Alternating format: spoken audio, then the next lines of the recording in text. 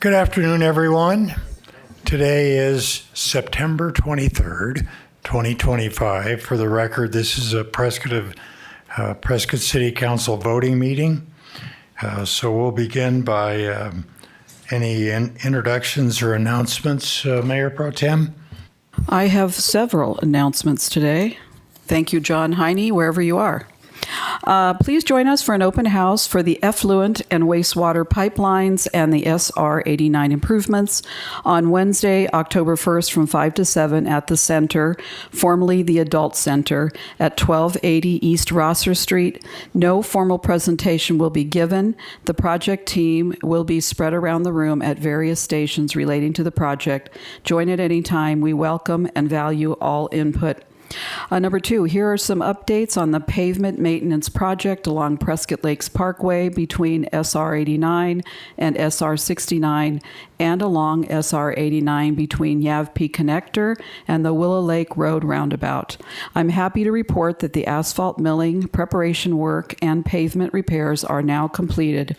From September 24th to September 29th, two-step pavement preservation application will take place. This work will take place during the day. On September 29, pavement preservation will occur within the Prescott Lakes Parkway roundabout. This work will be done during night hours and requires a full closure of Prescott Lakes Parkway between Walmart and SR 89 for the night.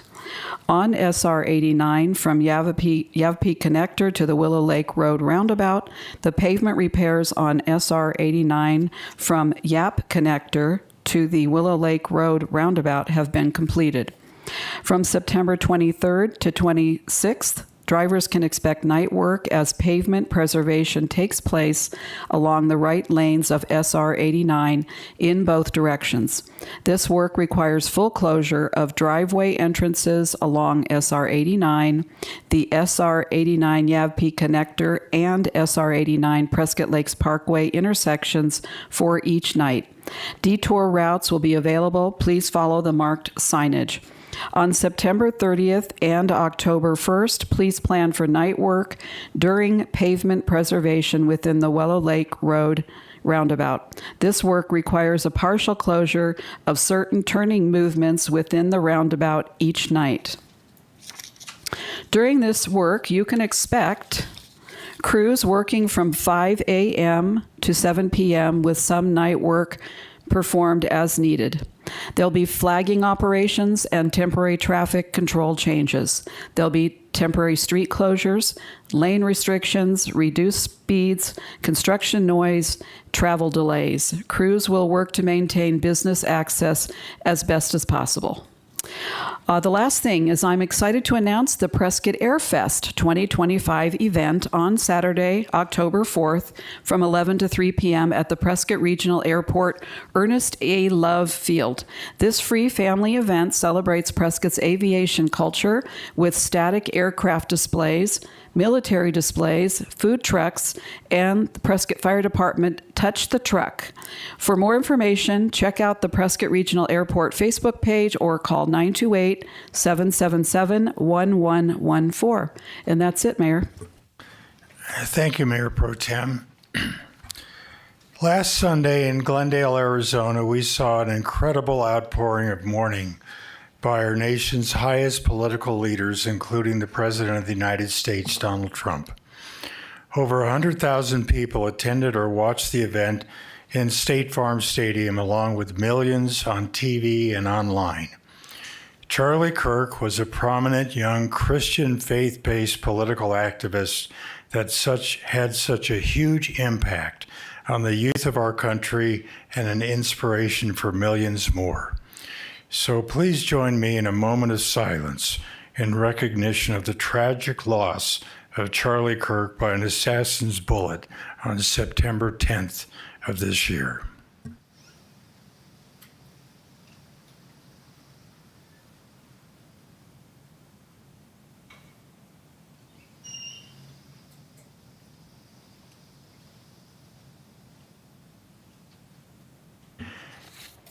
Thank you. And we'll now have an invocation by Father Bijou from the Sacred Heart Roman Catholic Parish followed by the Pledge of Allegiance conducted by Mayor Pro Tem Cantelmi.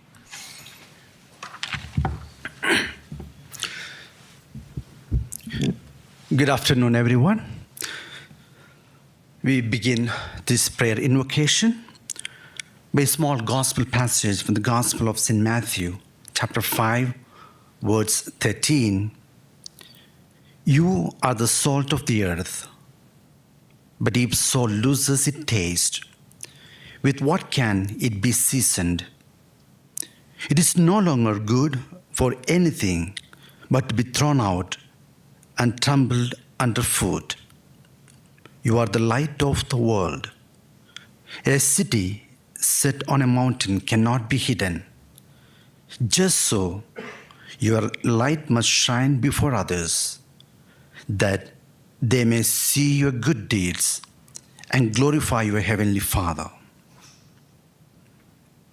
The word of the Lord. These words of Jesus hold profound significance for our roles as leaders within our community and city.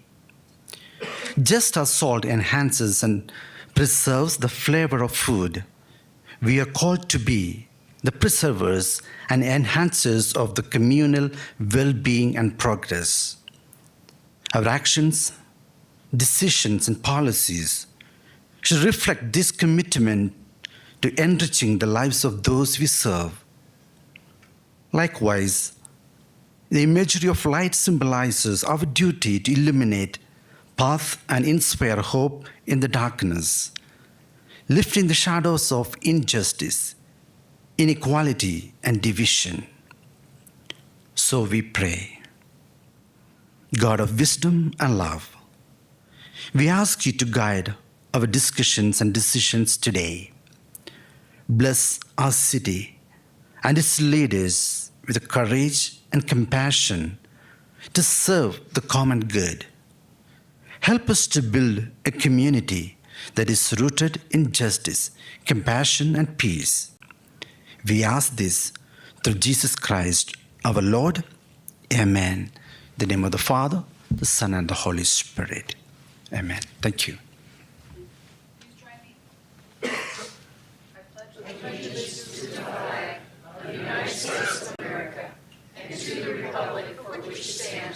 One nation, under God, indivisible, with liberty and justice for all.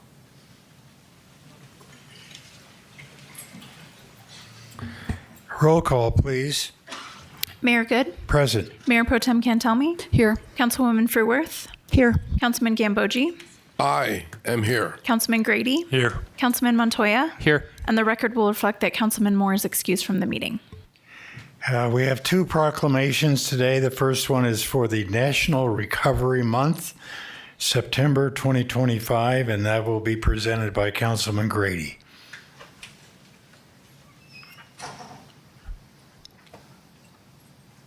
Is there anyone in the community that is here to accept the proclamation? Oh, good. Are you Jennifer? Yes. Hi.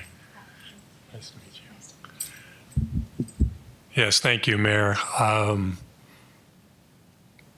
It's important that we recognize the day, and we're glad that we have Jennifer Sigler with us from the VA, because National Recovery Week speaks to substance abuse, mental health issues that we know impacts our veterans. And we don't think about that as often as we do. So I'm glad we're setting this time aside. So it's my honor to read the proclamation for National Recovery Month. Whereas our veterans have bravely served our nation, facing unique and often traumatic experiences linked directly to their military service. And whereas veteran populations are at increased risk for problematic alcohol and drug use due to the exposure to stressors, trauma, mental health disorders such as PTSD, physical injuries, chronic pain, and challenges associated with reintegration into civilian life. And whereas statistics show that approximately 11% of veterans visiting VA medical facilities for the first time have a substance abuse disorder, SUD, with over 80% abusing alcohol, nearly 27% abusing illegal drugs, and nearly 7% abusing both. And whereas alcohol abuse is prevalent among veterans, with alcohol being the primary substance for 65% of those in treatment centers, twice the rate of civilians. And whereas drug use among veterans contributes to increased health complications as well as overdose risks.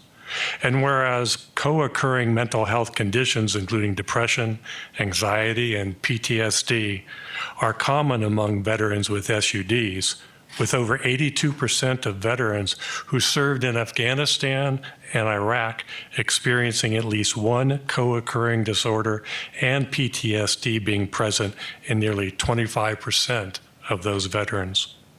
And whereas substance abuse and mental health challenges are linked to veterans experiencing higher rates of homelessness, about 8% of homeless adults in 2020, and elevated suicides, with nearly 17 veteran suicides occurring daily. And whereas effective treatment for substance abuse disorder exists and is grounded in evidence-based practices, including medication-assisted treatment, behavioral therapies, trauma-informed care, and integrated mental health services tailored specifically to meet the needs and the unique needs of veterans. And whereas access to comprehensive veteran-centered and culturally sensitive treatment programs, such as those provided through the VA and specialized facilities, is essential for promoting recovery, reducing stigma, and improving the quality of life for our veterans. Now, therefore, feel good.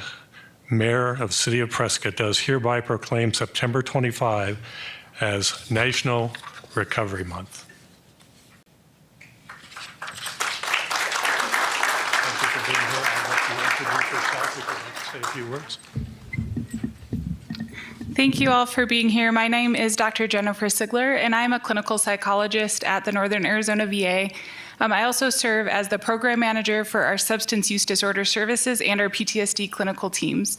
Our team for the substance use disorder services consists of social workers, a nurse practitioner, and peer support that offer group and individual therapy, medication management, and peer support services for our veterans. And we really appreciate the support of the City of Prescott and all of you for our veterans. We did have our third annual Recovery Month event earlier today. We had almost 100 veterans attend, including 4 veterans that shared their recovery stories.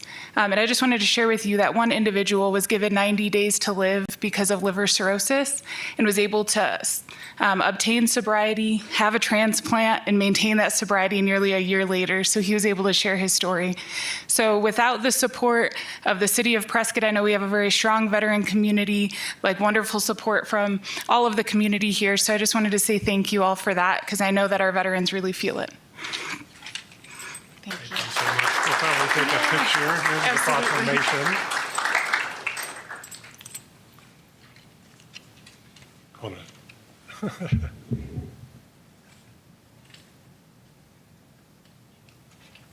Thank you.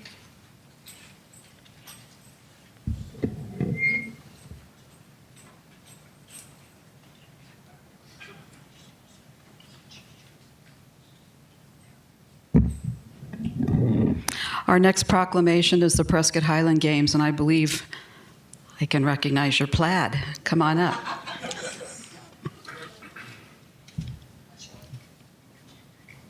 Yeah, come on up. You're welcome. Welcome, ladies. Thank you. Thank you very much. So, on behalf of the Prescott Highland Games Week, which is September 22nd to the 28th, 2025, whereas the officers and directors of the Prescott area Celtic community have elected to bring the 19th annual Prescott Highland Games. Oh, I'm sorry, I thought somebody else was coming up.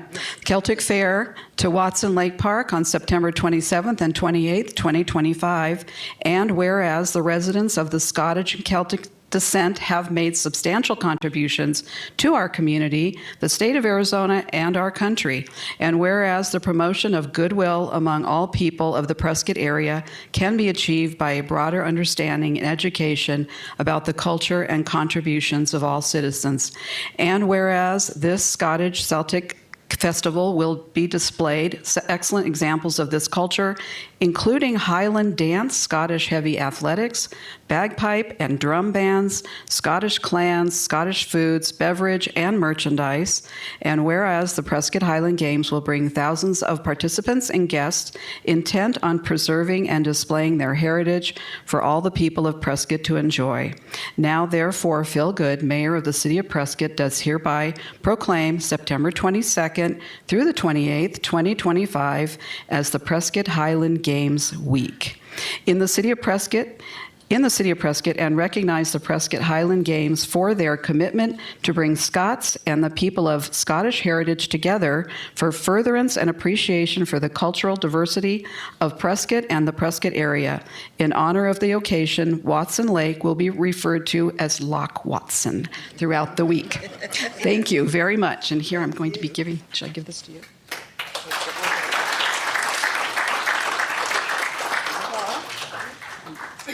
John has to, oh, and Kathy. You guys are kind of busy. Oh, gosh. That's not it. Thank you. Thank you very much. Have fun. Okay. What this thing back? Oh, did you want to say anything? Yes. Oh, please do. On behalf of all of the members that put on the games, this is now the 19th annual. We really enjoy having it, and it makes it even better when the city really supports us. So we appreciate it. Yeah. Thank you. Thank you. Thank you.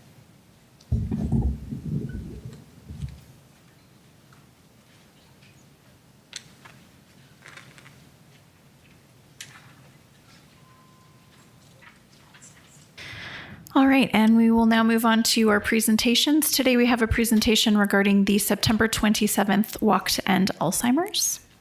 And if IT could pull up the video for us, that would be great.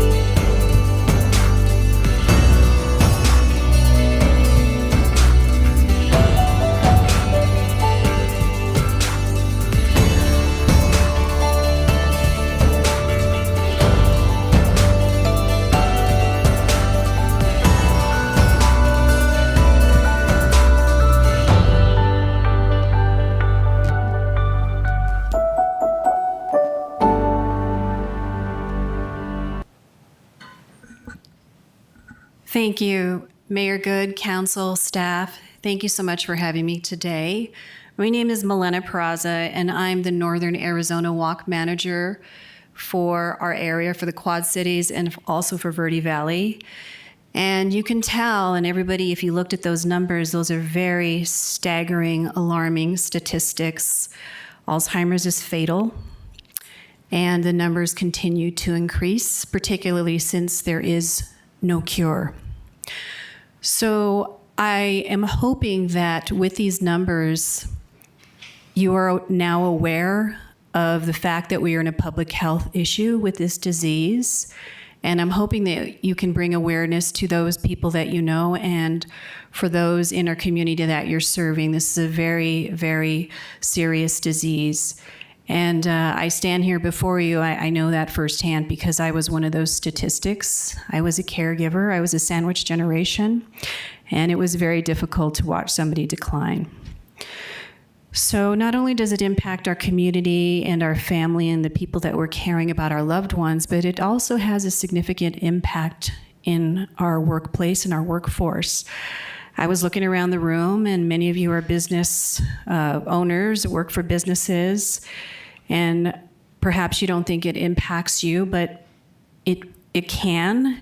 And I'm just going to share a little bit of numbers with that. The impact of Alzheimer's on the workforce. 12 million people are unpaid, and that's very staggering. So 6 in 10 caregivers were employed in the past year, and these individuals worked an average of 33 or 35 hours per week while caregiving. So that talks about putting some emotional and financial stress on a family member. So if they're doing this on a weekly basis, think of the thoughts of the impact it has when these people are going to your job. And 18% of caregivers went from full to part-time to cut back hours to care for a loved one. That's significant as a business owner, because it's a domino effect. Not only are we losing people to this disease, but it's also impacting our workforce. So there's a lot more to say and share about Alzheimer's, but I know there's an agenda that we have. But that's the awareness and the problem. But I do want to share there's a solution that we're working on. In 37 years, we've been doing the walk to end Alzheimer's in the Quad Cities area. And I am hosting again this walk this coming Saturday. And you can see there it is going to be held at the Prescott Valley Civic Center. So I know there's a fun opportunity to go to the Celtic Crossing Games in the morning or later in the afternoon, but you can come do the walk. But most importantly, you're supporting those that are impacted, our dementia community, and fighting for a cure. I always tell people that I want to work my way out of a job. We all want to work our way out of a job. That's our goal. That's our mission. And overall, our fundamental mission with the association is to live in a world without dementia and all forms of it. So I'm going to leave these walk flyers. May I leave them here? Or can I give them to you, Sarah? Okay, I'll give them to you, Sarah. So I hope I can see you on Saturday, and I thank you for your time.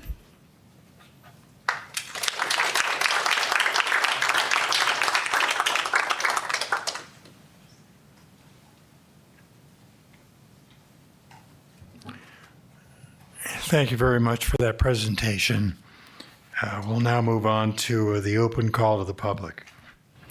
Thank you, Mayor. The City of Prescott welcomes public engagement, and residents may comment and address the council regarding matters that are not included on the posted agenda during the call to the public. If you wish to speak, please complete a green speaker card and submit it to me prior to the meeting being convened. As a reminder, speakers are limited to 4 minutes, and the call to the public will be limited to 40 minutes in total, with the following stipulations. Citizens will be limited to addressing the council on the same topic only 4 times in total. If a topic has been addressed more than 5 times by different speakers, the mayor may limit future discussions on the topic, and topics of a primarily national concern may be limited at the discretion of the mayor. I do have one open call card today, and it is from Ryan Heath.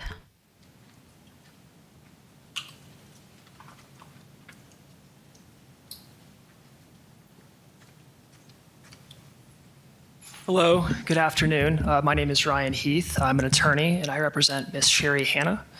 I drove up here from Phoenix today to try to attempt to avoid litigation with the city of Prescott, which is completely unnecessary and is likely to cost the city tens of thousands of dollars, if not hundreds of thousands of dollars. Miss Hanna has served this city for over 50 years. In April of 2025, she stepped forward and applied to join you on the city council. When she applied, she expected a fair and honest process. Instead, she was met by partisan politics, which resulted in the unlawful appointment of Mr. Patrick Grady.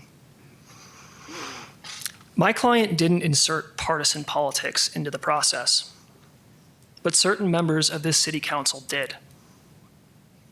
They decided to interject their partisan politics into a purportedly nonpartisan process, and it was wrong.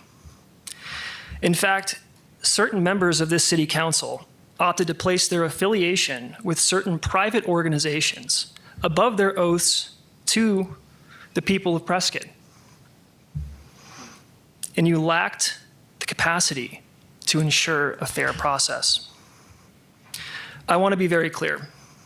I'm not here to force the city to appoint my client to this council. I am simply here to ensure that the appointment process is fair, that it's lawful, so that the citizens of this great city can trust that they are being governed by the rule of law and not the will of man. I filed a notice of claim on behalf of Ms. Hannah on September 17th. I have yet to hear back on that filing. No matter when or if you respond, the appointment of Mr. Grady was not lawful. In fact, it was criminal. Penalties for violating ARS Section 38503 include a Class 6 felony if it's intentional and a misdemeanor if unintentional. The penalties range from 4 months incarceration to 2 years, and we've notified the proper authorities. In closing, I demand that you recognize that Mr. Grady's appointment was unlawful. I demand that you void all actions by this city council that were passed with a 1-vote majority, including Mr. Grady's vote. And finally, I demand that you redo the appointment process in accordance with what the law requires. If I don't hear back by next Wednesday, I will file a TRO, and I will win. Thank you. That's all, Mayor.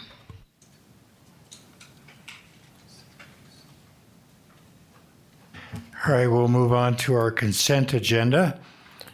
Does anyone on the council wish to remove anything from consent?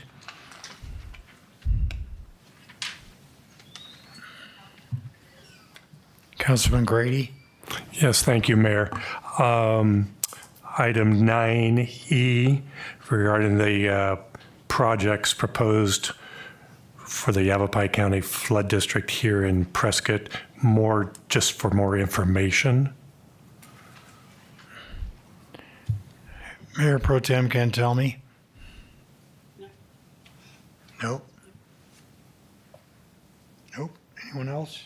All right, then I'll entertain a motion on the remaining items. Mr. Mayor, I move to approve the consent agenda A through D and F through M. Second. I have a motion and a second. Please vote.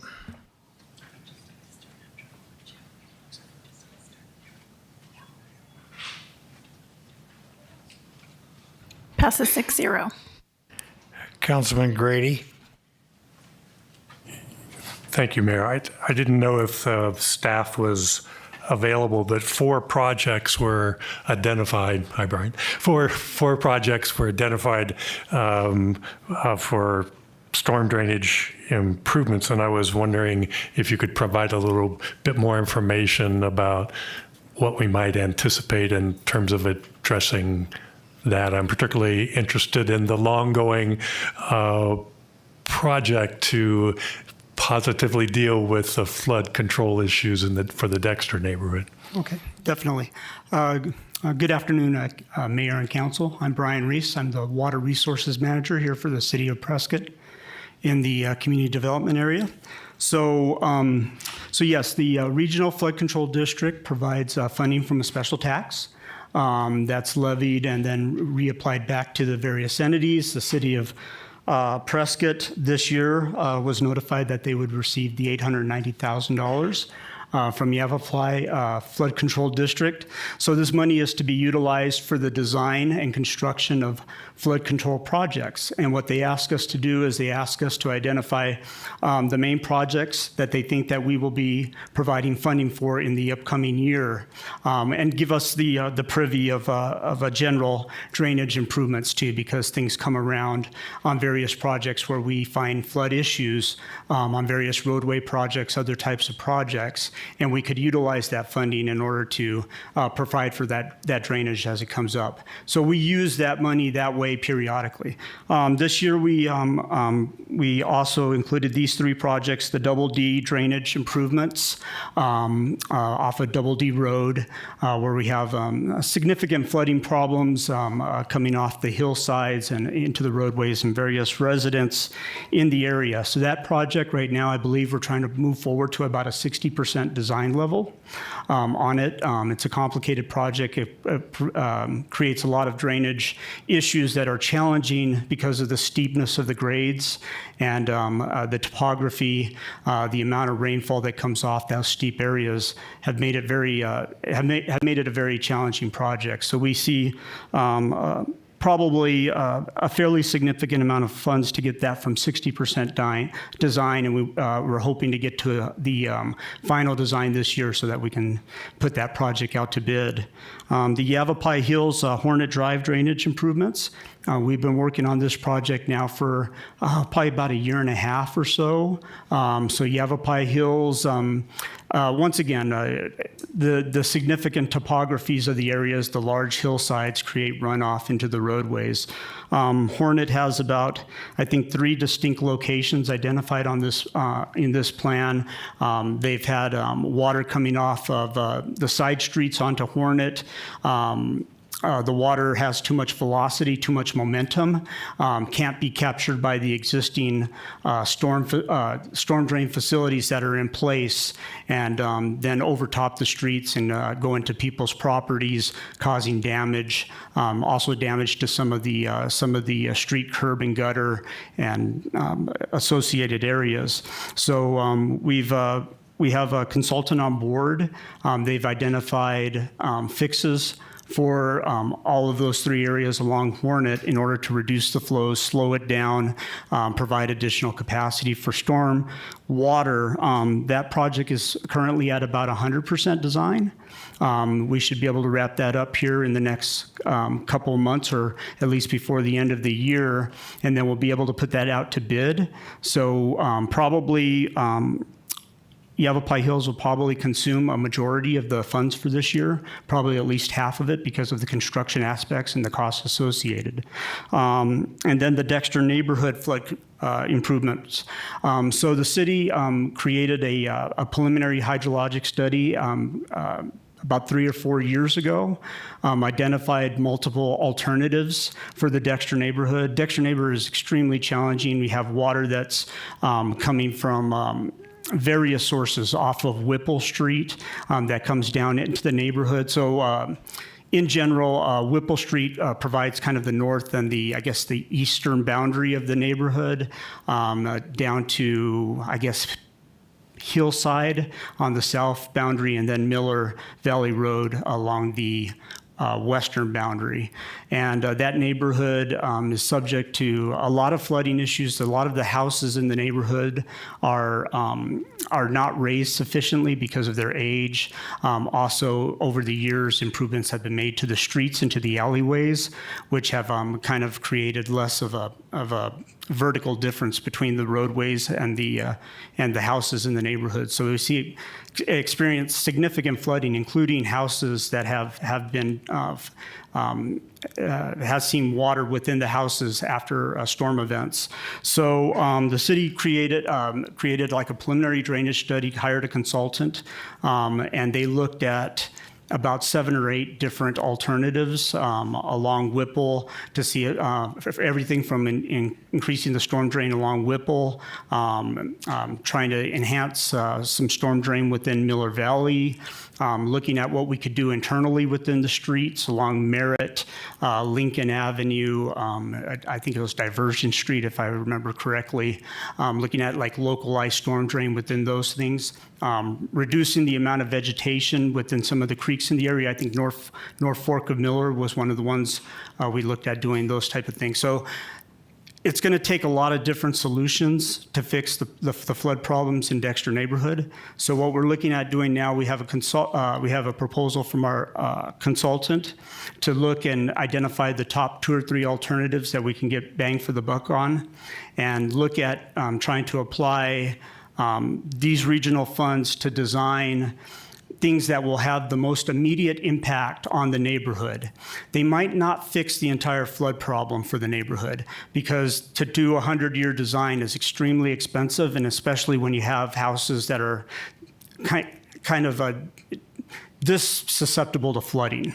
So what we've asked them to do is to look at what can we possibly do that will provide the best benefit for the storms that are more on the order of 10 to 25 years, so that we can get immediate relief in the area. And then that'll buy us some more time to do some more substantial improvements around the perimeter as we've identified those, and have the funding source for them.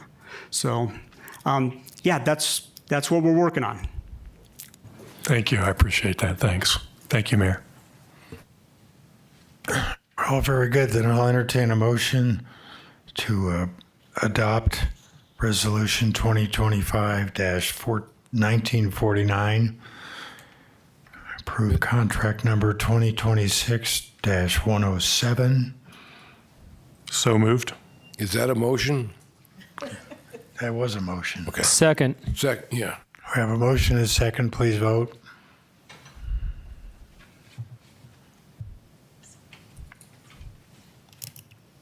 Passes 6-0.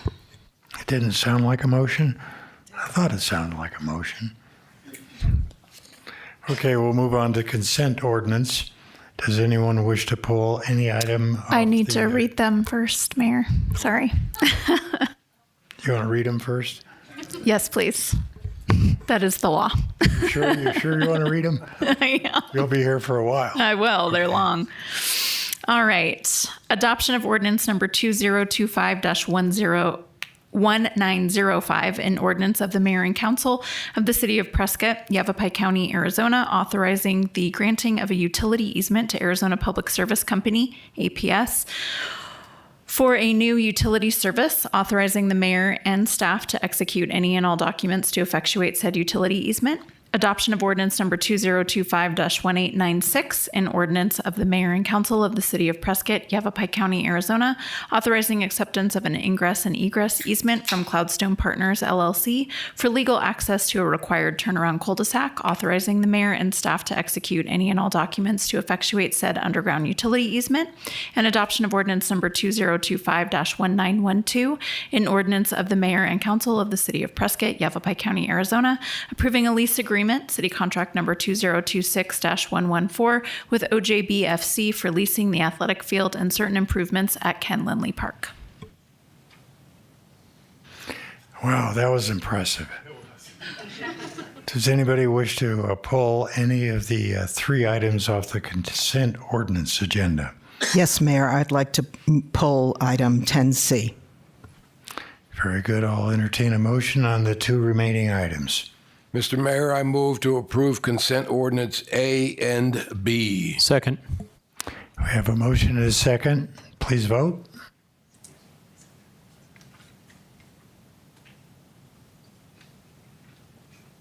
Passes 6-0. Councilwoman Furworth. Thank you, Mayor. For those that were able to be here for the study session, you did hear about an amazing opportunity that we have with a long-term lease and upgrading our Ken Lindley field to a top-of-the-line, world-class soccer program and stadium to go along with it. So I'm pulling it not because I think this is I have any concerns, honestly. What I do have concerns with is the process for mainly 2 points and a smaller third. I would like to see improvements made to the contract. We were doing a lot of emailing back and forth yesterday, and having the world's longest motion to approve and amend a contract, I don't think is in the best interests of everybody involved. So taking the time to get the contract right is the first thing. Second, my concern about our charter. I do have a difference of opinion than our attorney, as we discussed in the study session, which is cool. We still like each other. But I believe that our Section 11 of our charter says, prior to the approval and execution of any such lease, which is a lease of city property, which is what this is, a 25-year lease, the city shall publish a notice of intent to lease city property at least one time per week for 2 weeks. And at this point, we did a notice last Sunday, and we did a notice this Sunday. So I don't think that's the full 2 weeks that the charter intended for the public to have a chance to hear about it. And then the third reason really for me is that, the public and us had a great opportunity today at the study session to learn and hear all about it. But I do think going from study session right into a consent vote doesn't really give the opportunity for the public to really, and us, to ruminate on what we just heard and make sure that we're all good before we approve a 25-year lease. So I would just like to pull this and actually table it for a consent ordinance item 2 weeks from now. That'll give us a time to get the contract perfectly correct. It'll give the time for any public who would like to give any comments for us to consider, and we can move along. That's my proposal. I just want to clarify that the next available date for a council meeting would be November 4th. So if part of the motion is to table it to a date certain, that would be the date. Well, I'm sorry, but we're going to have to move it up earlier than that. So if we have to add it to another council meeting, and the council meeting has to go a little longer than we anticipate, so be it. I also object to the idea that the public first gets to hear a proposal of this magnitude in a study session, and then have it immediately voted on in a voting meeting at the same time.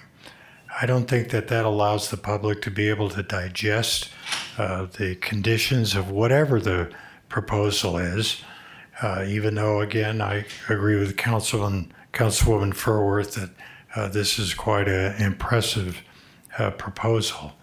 But I think there should always be a break of a week or more between a study session and a vote on a particular proposal. So with that said, I did make a statement during the original study session that I would take public comment on this. So even though we're motioning to move it to a date certain future vote, I think I will take public comment if there is any. We do have one comment card, Mayor. It's from Kathy Rusing. Good afternoon, Mayor-elect Kathy Rusing. I've lived in Prescott for 40 years. I'm a soccer mom. We raised our 3 boys playing soccer. They joined AYSO at age 5 and played through high school varsity. It's a wonderful program, soccer, and it also is wonderful for all the girls.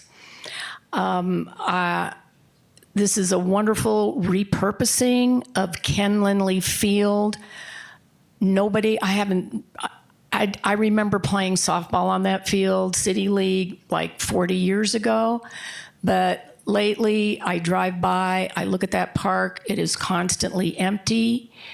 The grass is beautiful, green. It is not being used. We, to the best of my knowledge, still do not have a dedicated soccer field here in Prescott. I think there's one at Emery-Riddle now. And we played all of our games on baseball fields or on grassy areas of Pioneer Park. Soccer was huge. We traveled all over the state going to tournaments. We had tournaments here. So I just urge your support 100%. I understand following our rules of law here is very important to make sure we do this right. But I just wanted to thank Mr. Glenn for his wonderful donation. Thank you. That's all, Mayor. Thank you. Then I'll entertain a motion.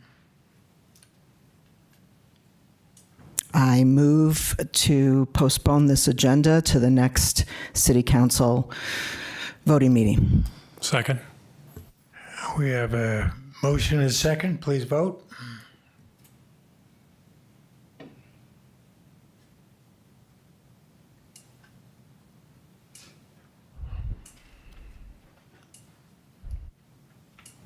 Passes 4-2.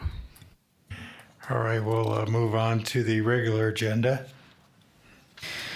Item A, approval of grant applications for 6 Arizona Department of Transportation grants and acceptance of funds. Good afternoon, Mayor Pro Tem, City Council members. Rick Kreider, your Airport Director. This item, and I'll assure you I've got my notes in order this time, so no missteps. This item contemplates acceptance of 6 Arizona DOT grants. They will match or pay for half of the local match, if you will, of 6 FAA grants that are now in place. The mayor has signed them. They've been fully accepted and in the works of drawdown. So the ADOT grants satisfy 2.5% or half of the 5% requirement for match. The first grant is for, and you can see the breakdown of the projects. There's a series, I believe, starting on page 167 of your council agendas. The breakdown of each project that shows the total project, the FAA participation, the state and the city match. The first project is for a dual-lane taxiway, somewhat the topic of our earlier study session, but a study to look at the flow, the geometry of the taxiway system at Prescott Regional Airport, to include the run-up areas, and then secondarily the unleaded fuel component, how we prepare for the future, storing, dispensing, the unleaded fuels that are coming on market. Not quite commercially viable yet, but in the next 3 to 5 years, we'll have the ability to have fully unleaded fuel in general aviation aircraft. The second slide, thank you, ma'am, is a match for land acquisition phase 1. This is the North Deepwater Ranch parcel, 75.38 acres that was purchased about 18 months ago, if memory serves, maybe a little bit further than 18 months, maybe 2 years. You may recall that the state participated at the level of $3.1 million last year. Then the matching federal part came in just recently at $3 million at congressionally directed spending. And then this will be 2.5% of that $3 million federal grant. The third project is hangar development. Building out what some people refer to as the bottlenecks, the general aviation aircraft storage hangars on the north or northwest side of the airport. We'll build we have a 2-year waiting list on average for aircraft storage hangars. We propose building we are in the process of designing, we'll build 4 large box hangars, 65 by 62. Higher end, there'll be higher end facilities with finished floors, insulated buildings, bathrooms to house corporate aviation, business aviation, larger aircraft. We feel like that's an important mix of our business mix at Prescott Regional. So you'll see that project come online. Phase 2 will be also in that proximity, another hangar and some sunshades down the road. But the message there is that we're, again, increasing the capacity for our general aviation aircraft storage at the airport. The next slide shows design of Taxiway F. This is this isn't the entire picture, but on the other side of the runway, that is the commercial service runway, is Taxiway F. So this alleviates the need for back taxiing on the runway. It's a safety concern of the FAA. So it satisfies that requirement. It also mitigates another problem coming from the Embry-Riddle ramp there on the bottom left. We'll adjust that stub taxiway to the west just slightly. And then you'll note that the taxiway itself is somewhat wider. We are, again, daily trying to adjust to the demand of small aircraft taxiing both north and south. You can imagine a population of students that flies a single aircraft 5 days or five times a day, if you will. So there's this constant back and forth as each hour goes by. You have got a new set of students and instructors moving aircraft around the airport. So as that fleet grows, there's a growing demand for congestion, or there's a growing congestion on the taxiway. So part of this project is to widen taxiway delta. And this will be the first of several phases, wide enough that you can have two-way traffic essentially on the taxiway. Or you can have, it's also wide enough to support larger aircraft, Design Group 4 aircraft that are represented by the very large air tankers. So we've talked in the past about being ready for the next evolution of fire-based activity, the very large air tankers. This would begin that process of improving Taxiway Delta, starting at the crosswind and going eventually all the way to the fire base, so that we not only have a runway that's long enough and strong enough to support those aircraft, but we have a taxiway that'll support them as well. The fifth project is a runway 1230 electrical improvements. We're going to redo some direct buried cabling and replace signs, lights. It'll be LED lights, new signs. So a big safety enhancement to the airport in this regard. And then last but not least is project number 6, land acquisition phase 2. This is the first tranche of federal funding for the South Deepwell Ranch land acquisition. You may recall that that project is, again, I don't have the number in front of me, $3.3 million, a little bit more by the time you include the easement that's represented in the no-build easement, plus appraisals and closing cost and category exclusions and environment and all those things. This is a $1.1 million grant to be matched by ADOT, again, half of the local match. And we anticipate a 2027 state grant for the balance of that. So this will be the first phase. So going back to the land acquisition, we'll close out the North Deepwell Ranch. We'll have collected all the reimbursement that's eligible. So at the end of the day, we'll have collected about 75% of the acquisition cost. In this case, next year when we bring the next grant back, we anticipate that we'll have recovered about 97.5% of that project.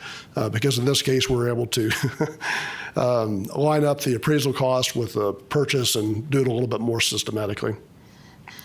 With that, I'll pause and answer any questions of council. Thank you, Rick. So this item is a combination of applying for grants and then acceptance of some grants that have already been approved. No, sir. This is, so we previously, in a previous council, we approved and accepted 6 federal grants, FA grants. This is the ADOT match. So in all of these cases, the FAA pays for 95% of the project. So this is the ADOT's 2.5%. Yes, sir. That's right. And in the memo, you'll notice that the projects comprehensively represent $7.632 million. The FAA portion is $7,250,000. The ADOT is $190,000, and then $190 in local funds. $190 for the city's required match. Yes, sir. Well, that's a pretty good deal. Pretty good return on investment. All right. Well, do we have any questions, concerns from the council? I'll entertain a motion. Mr. Mayor, I move that we approve 6 ADOT grant applications for match of FAA grants. Second. A motion is second. Do we have any public comment on this? We do not, Mayor. Okay, please vote.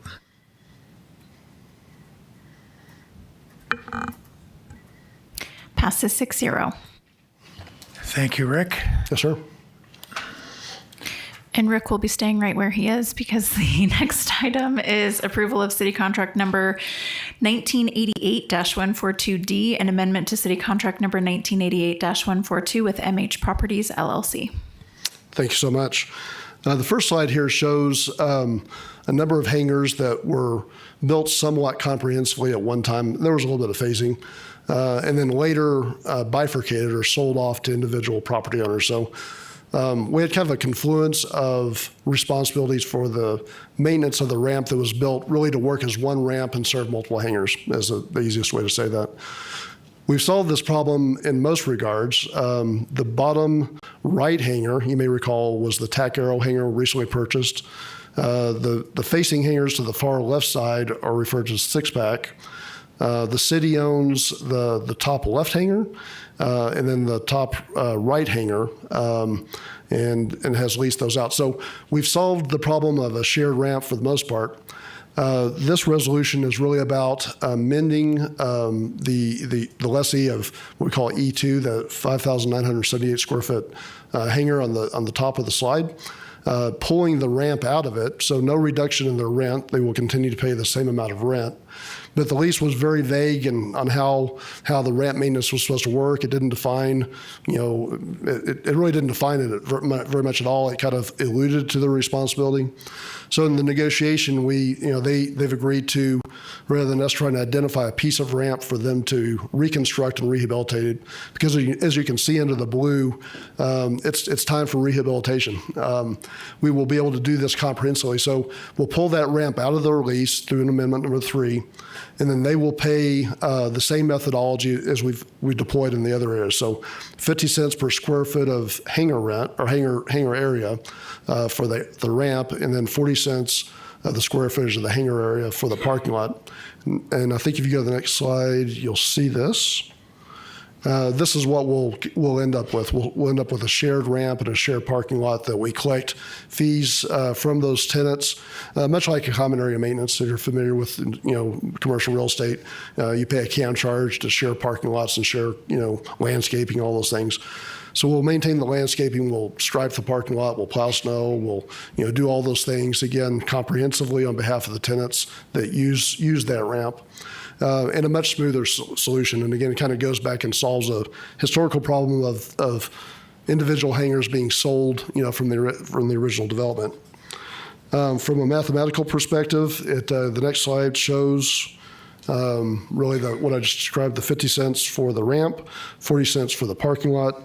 So we'll collect $5,380 per year for that maintenance. And Sarah, if I could bother you to slide back just one. We are going through the environmental process now on the blue area, and we'll have coming up for consideration of council a project to reconstruct and rehabilitate that ramp overall and apply some federal funds. So we'll have a project. It'll be a pretty large project, a little less than $2 million to refurbish the ramp, not the parking lot, but the ramp itself. And then again, it's a better solution for the tenants. It's a better solution for the airport, and solves a lot of problems. So pause there for any questions council might have. So Rick, what's the term of the lease? Term of the lease is in the bottom of that slide. It goes through 2039. So we're really cleaning up a lot of vague and unidentified lease terms. Yes, sir. We're improving the recovery of more market-based rent costs, lease costs, and then we're clearing up the overall boundary of the lease property. Correct. Well, I think that's pretty much long overdue, but better late than never. And obviously, this puts us in a much better position going forward to manage that property well in the best interest of the airport. Yes, sir. Not the last step, but certainly an important step forward. Do we have any public comment on this? We do not. I'll entertain a motion then. Mr. Mayor, I move to approve city contract 1988-142D. Second. I have a motion and a second. Please vote.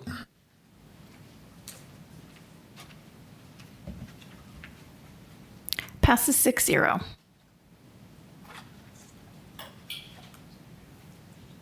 Very good. We'll move on to item 11C. Approval of city contract number 2026-060 with GH2 Architects LLC to create a Rodeo Fairground master plan. Mayor Pro Tem, members of the City Council, I'm Mike Morris, Deputy City Manager. As is stated, this item is for the development of a master plan at the Rodeo Fairgrounds.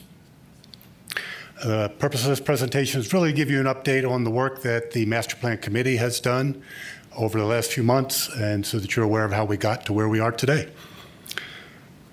So as you may recall, back in January, the City Manager recommended and the Council gave direction to create a Master Plan Steering Committee comprised of 2 members of the adjacent neighborhood, 2 members of the rodeo, 1 member of other rodeo ground users, which is a member from the Arizona Cooperative Extension, and then 2 members of city staff, 1 being myself, the other being Gwen Rowich from Public Works.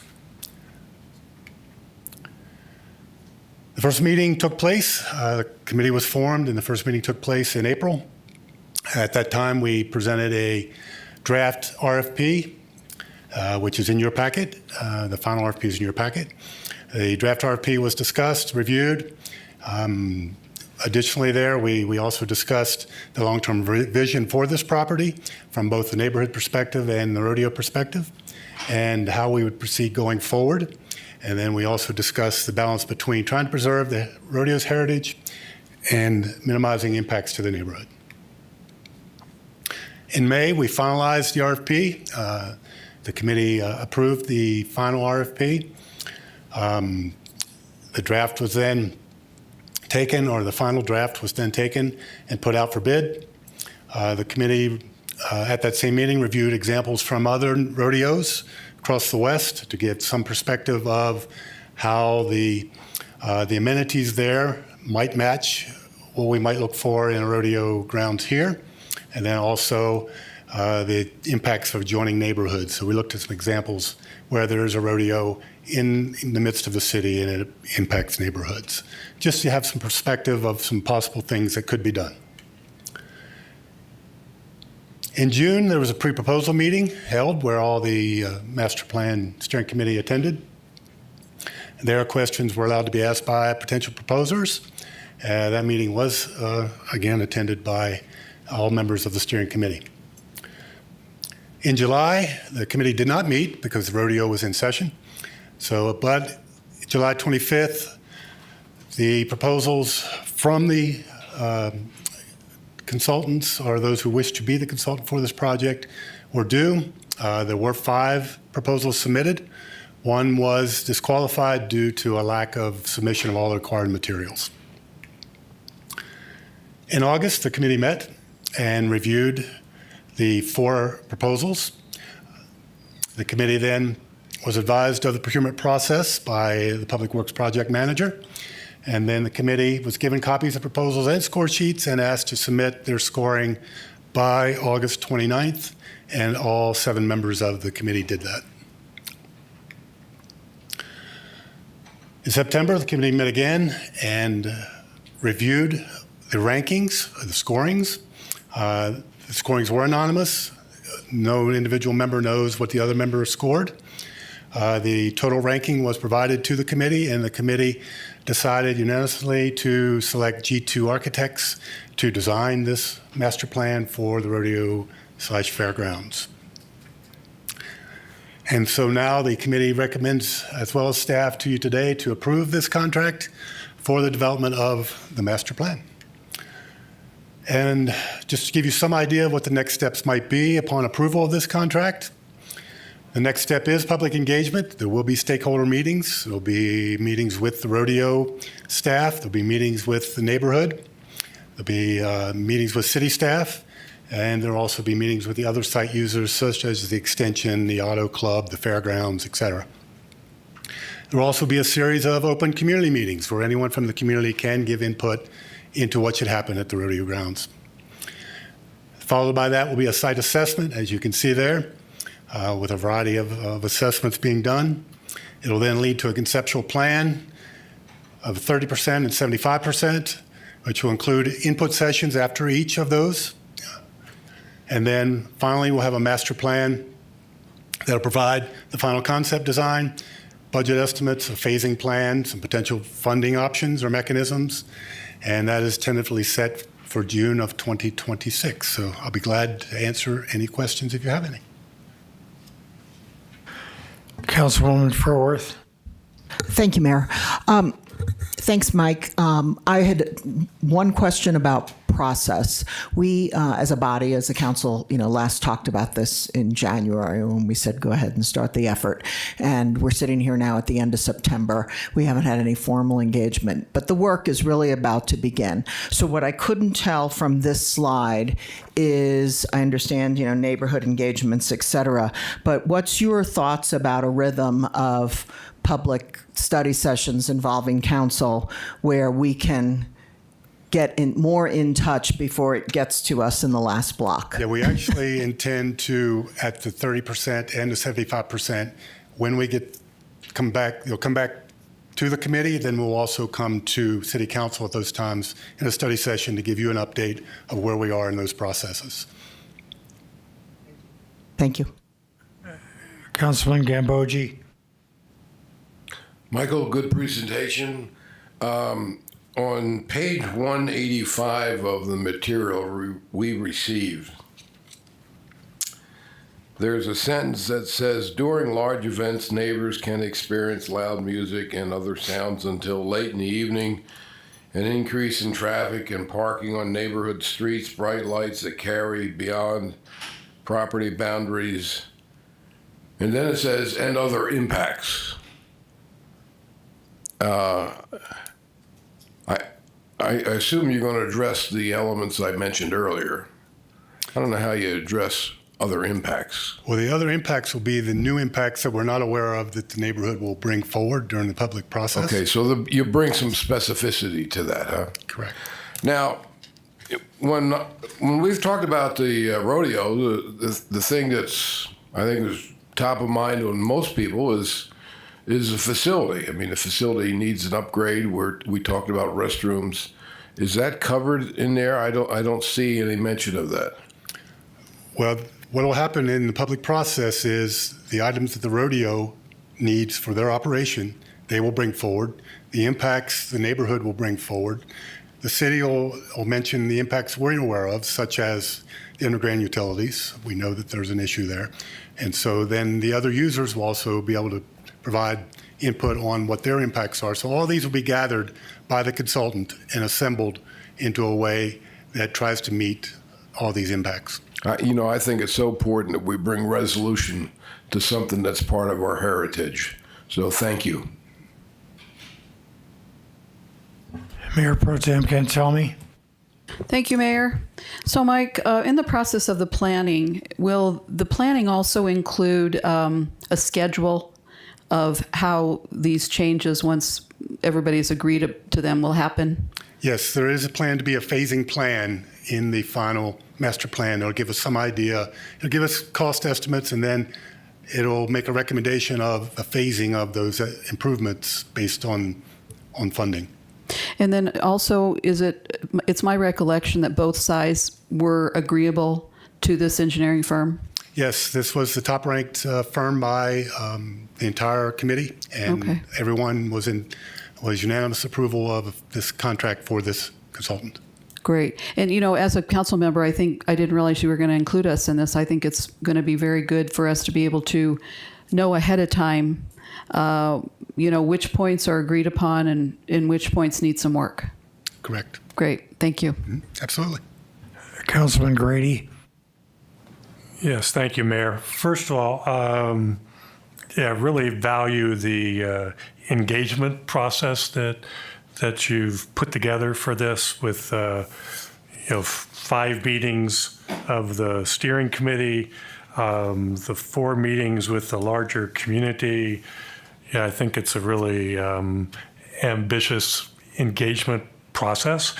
I had a technical question more related to the package that we received, and I've mentioned that in an email. I like the approach of GH2 that was submitted. Is that approach the approach that actually gets incorporated into the contract with the scope of work? Yes. So as we've spoken, the actual proposal mentioned 2 optional additional services. We are not partaking in those services, and so they weren't well defined in their original proposal, so we asked for a letter from them to define what those were so we could decide whether that was something we wanted or not, and we did not. It was an economic impact study and a general guidance, I believe it was called, yes. Which we did not need and we did not wish to contract with. So the contract amount is $145,000 for the original scope that is in the RFP. Okay, thank you. Councilwoman Furworth. Thank you, Mayor. I was impressed with your choice of GH2 as I looked at their resume and the amount of projects they've done, and I've been in a few of them in some of the other states, so it made me feel good. I had a question, though, about the timeline here gets us to a final master plan presentation in June of 26. And meanwhile, I kind of all feel like this whole community has a $15.3 million hole in our pocket that we'd like to spend, and that the state legislature has some pretty aggressive expectations for us to get it spent. So how are we going to integrate that need with a master plan phasing process? What's that approach going to look like? Actually, October 14th in the study session, a list of the original requests that were made for the legislative funding 2 years ago will be brought to City Council for you to determine whether you would like to prioritize some items on that list and get them started while we work on the master plan, or whether you wish to wait till the master plan is complete before you do that. As you stated, the state has contacted us and is very interested in some things beginning. So the design of the utilities, for example, could begin. While we're working on this master plan would be done before the design of those utilities would be done, so that could be incorporated. So there is some simultaneous work that could be done in some cases. Other items, if you want to replace the sound system now, then that would be something the council could decide at the October 14th meeting, and we would proceed. So we plan to have that conversation at the study session on October 14th. Thank you very much.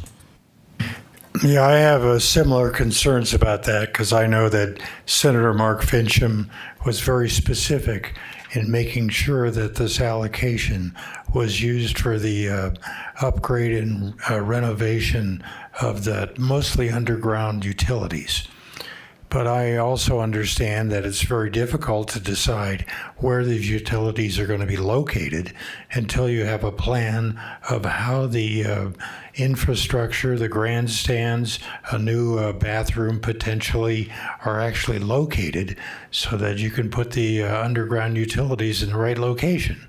Correct. So I think it's going to be incumbent on us to make sure that we communicate very deliberately with the legislature and our senators that we are taking the following steps, and we are utilizing that money as they expected in a measured and a way that would follow a timeline of planning.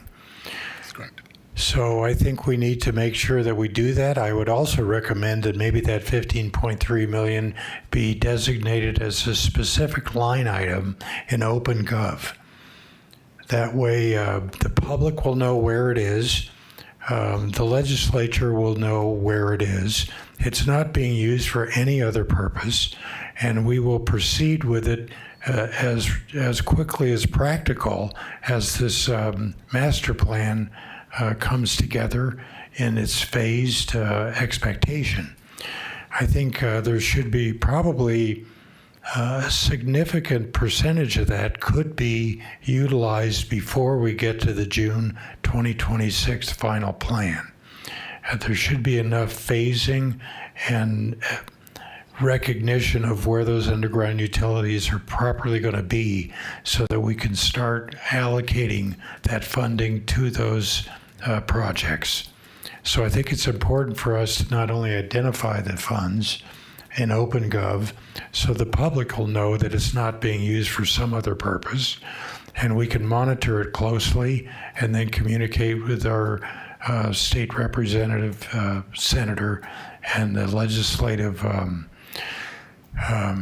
auditor to make sure that they realize that the funds are secured and they're being used appropriately in the manner that we can communicate to them.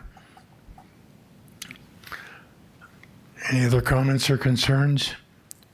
We have public comment on this. We do, Mayor. First one is Sue Manuel.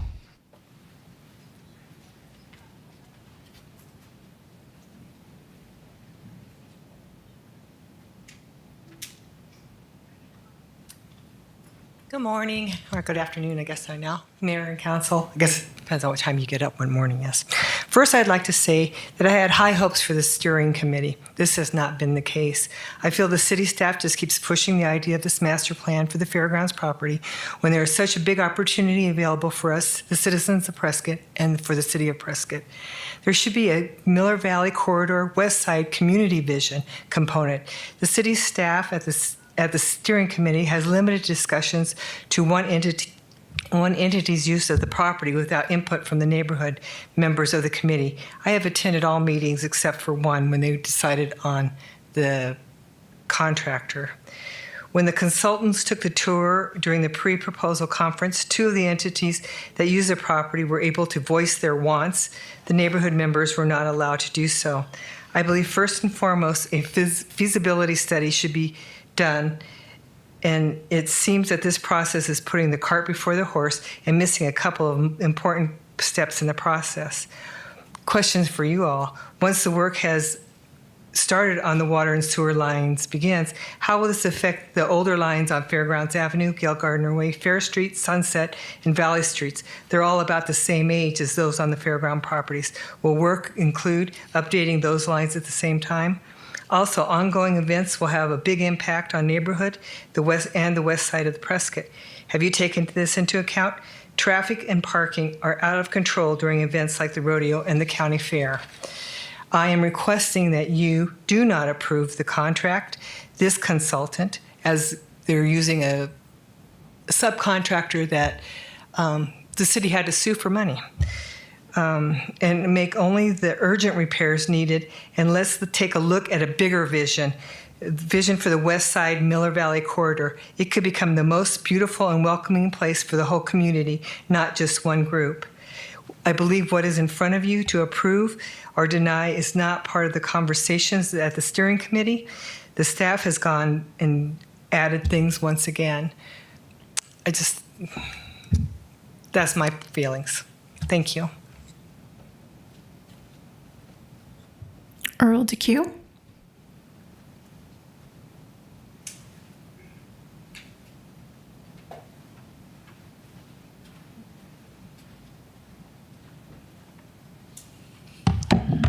Mayor and Council, good afternoon. My name is Earl Duque, 530 Fairgrounds Avenue.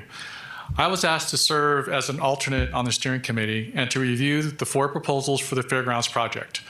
Over my 40-year career, first as a NASA research engineer, and then an NAU professor in engineering and senior vice president of engineering and private industry, I have evaluated and proposed many government contracts and grants. Drawing from that experience, I found that GH2's proposals stood out. They bring strong equestrian and fairgrounds design experience, including work on sites under 30 acres near neighborhoods, and also a previous 170-acre equestrian plan for Prescott. Their proposal is clear with defined deliverables, timelines, and a commitment to public engagement, especially with nearby residents. Looking ahead, I see 3 priorities. A clear mission for the steering committee. The steering committee needs to stay engaged, but it needs a written mission statement and a clearly defined role so it can carry out its work effectively and remain accountable to the public. Shared vision. We need a community vision for how the fairgrounds will serve Prescott. That vision must balance the rodeo, other equestrian uses, the county fair, University of Arizona Extension, the farmers market composting program, the Antique Auto Club, and most importantly, the surrounding neighborhoods and businesses. Feasibility and access. A feasibility study such as the optional scope proposed by GH2 is essential.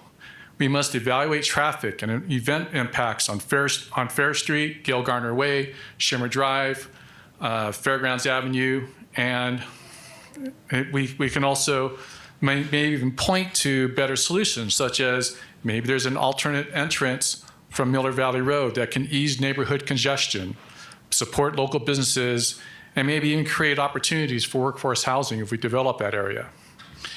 If we establish a clear community mission, create a shared vision, and ground the design in careful feasibility planning, we can deliver a fairgrounds project that strengthens Prescott's economy, respects the neighborhood, and serves the whole community. Thank you.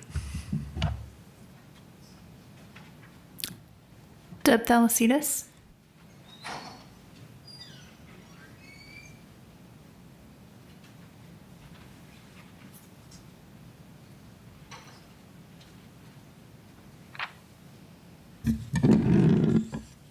Deb Thalassides, Meadowbrook Road, Prescott resident. So I've been serving on the steering committee since July. I started as an alternate, and then one of our members had a conflict. GH2 was the consensus candidate, and their RFP is responsive to creating a master plan, which I view as a design for the site. My continuing concern is not with the consultant, but with performing the design work before there's any community vision. And if you look at the title of the presentation, if you go back a few slides, it's Rodeo Fairgrounds Master Plan. Nowhere in this is the word community. Nowhere in this do we talk about any of the other tenants on the property. The master plan process is focusing on PFD. And to that end, we did learn that city staff is planning to ask for your approval to expend $15.3 million before the master plan is complete. I think there should be some kind of benchmark that you want to achieve before you agree to spend any of that money. One of the problems, as Sue alluded to, is neighborhood concerns have not been addressed at all since the steering committee was formed. As I stand here, we don't even know the future of the steering committee or what its role is in this process.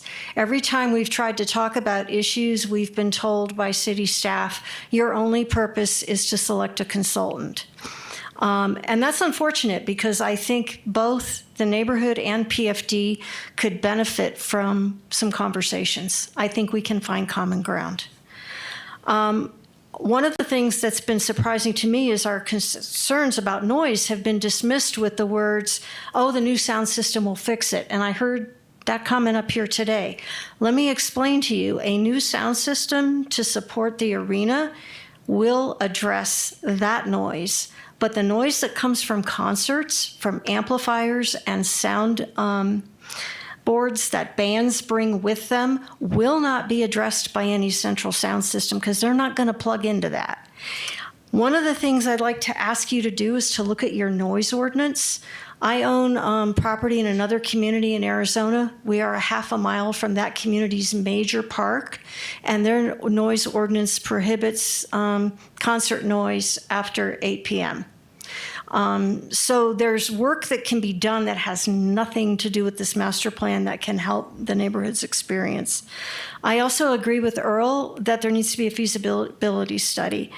I think there needs to be an idea of what's going to go on that property, what's going to succeed, what we may, as taxpayers, agree needs to be subsidized, that the community value is so high that we should subsidize it. But we aren't having any of those conversations. And I don't see where this is going to do anything but design the infrastructure underground and the infrastructure above ground for one tenant. And God knows that infrastructure needs improvement. We've taken the tour, it's awful. But again, the community piece of this is not being included.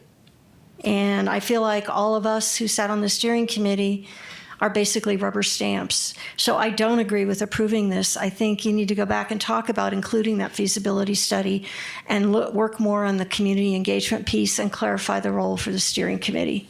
Thank you. Howard Mechanic.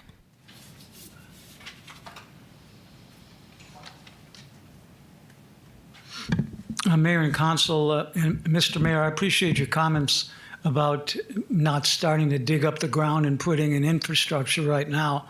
It seems a little premature, and I agree with what Sue said. We're putting the cart before the horse here. And I understand there's $15.3 million burning in your pocket there. But that's a serious issue to start putting in infrastructure before you know what you're doing. It doesn't make sense.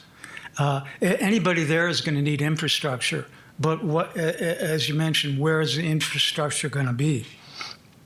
I have an issue when this was discussed at council and the steering committee was established. I asked if the public would be able to make comments at the steering committee meetings. Not only does the public not have comments, the public can't attend the meetings. The public cannot see any minutes of the meetings. The members of the meetings, I understand, cannot discuss what happened in the meetings. That's understandable for discussions about contracts possibly, but very little of what this committee is doing should be secret from the public. Maybe somebody could explain why it's secret.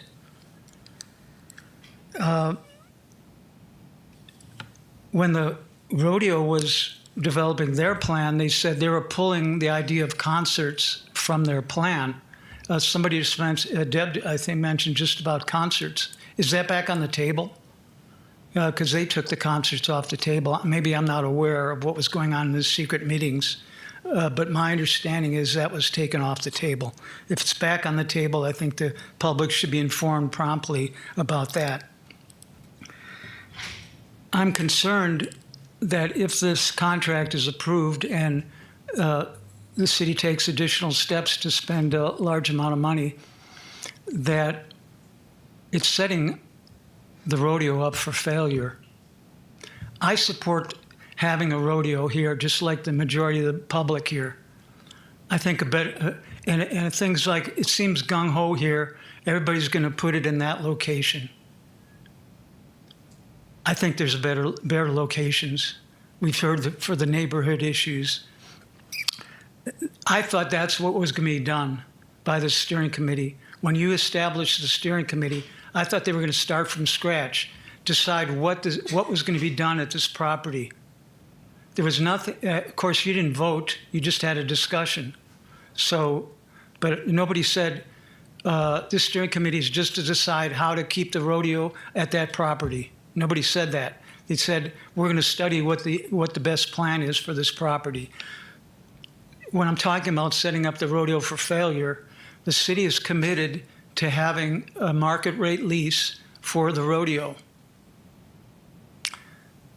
We need transparency. We need a business plan to show they can afford to pay a market rate lease. Not 30 seconds, Howard. Not in June, not next June. We need that now. Before you start planning for something that somebody can't afford, when you have a tenant, you need to look and see what they can afford and deal with it. Thank you. Kathy Rusing. Thank you. I would just like to stress that we've been entrusted with $15.3 million of the taxpayers' money, and we must be scrupulous in our oversight of it, in our spending of it, and transparent. This has been very controversial, and already on one of the local AM radio talk stations, they're spreading the rumor that this money is going to be spent on open space. So we must be meticulous in how we let the community know how we're spending this money. And we're always going to have these rumors, but I just wanted to be reassured that we're not going to be spending this money on open space. Thank you. And Tony Hamer.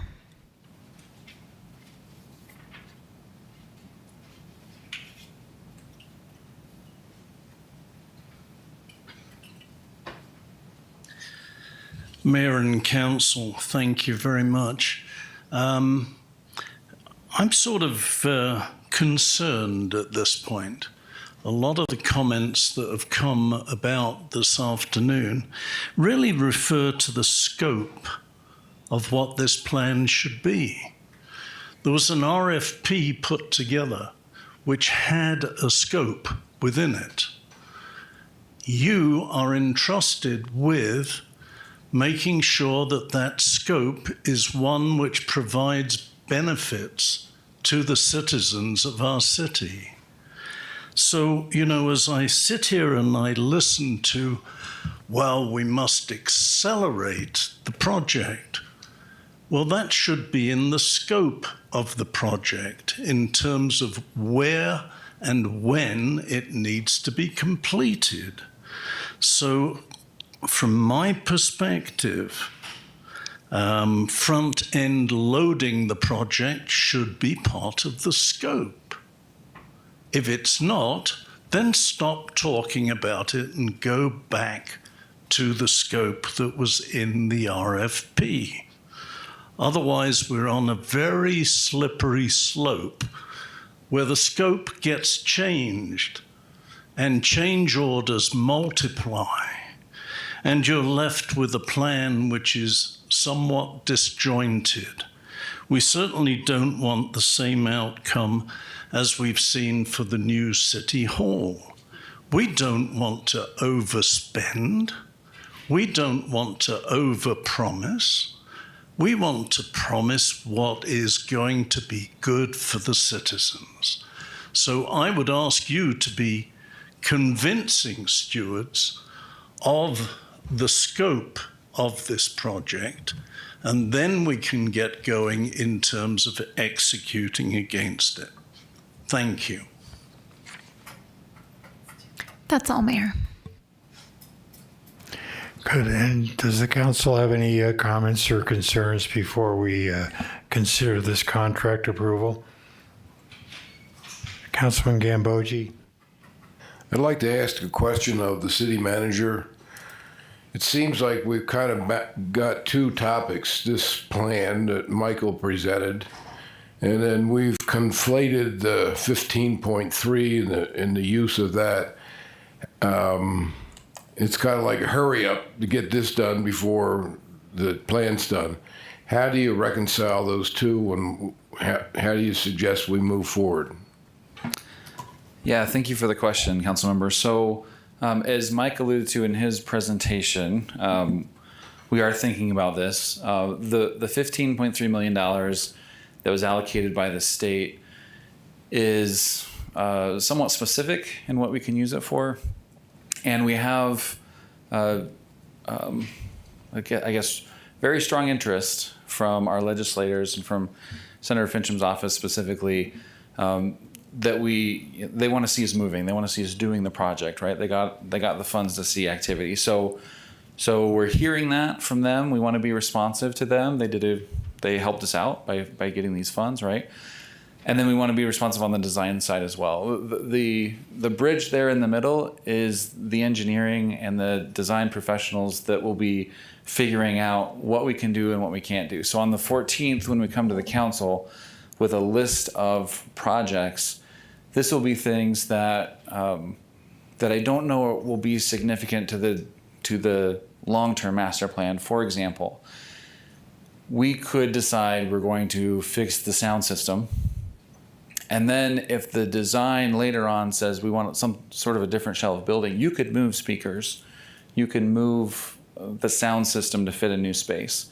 But you could also put it in now so that the neighbors aren't being bothered by the noise in the meantime. So it's figuring out those sort of solutions. We can figure out how to do a utility pipe under that property so that it would be something we can work around when you have a master plan. I think it's possible to do both. And that's why we have project managers and engineers and smart people on the team to help figure all that out. So can we today make a proposal to approve city contract 2026-060? Second. No, I didn't make it. You're out of order. Do you feel comfortable that we can approve that contract as it's written? The recommendation of staff is approval of the contract. Councilman Grady. Yes, I have a couple of areas, Mike, if we could talk further about.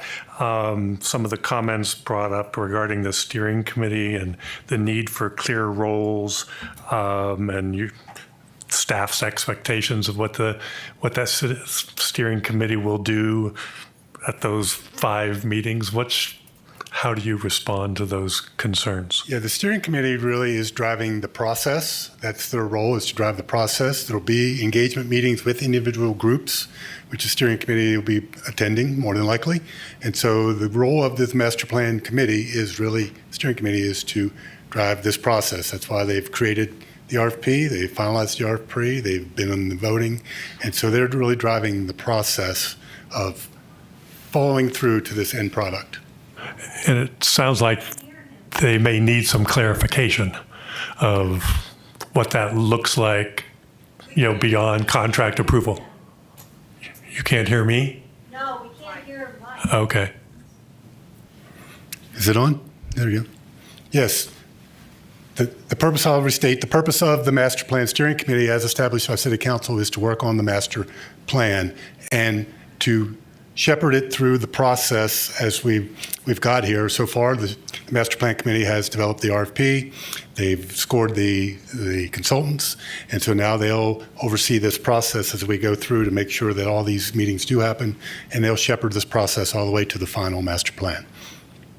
If I could jump in there, I'll just underline the intention is for it to be a steering committee for the master planning process, right? So there are a bunch of other issues that are interesting and compelling and that we should be talking about at some point.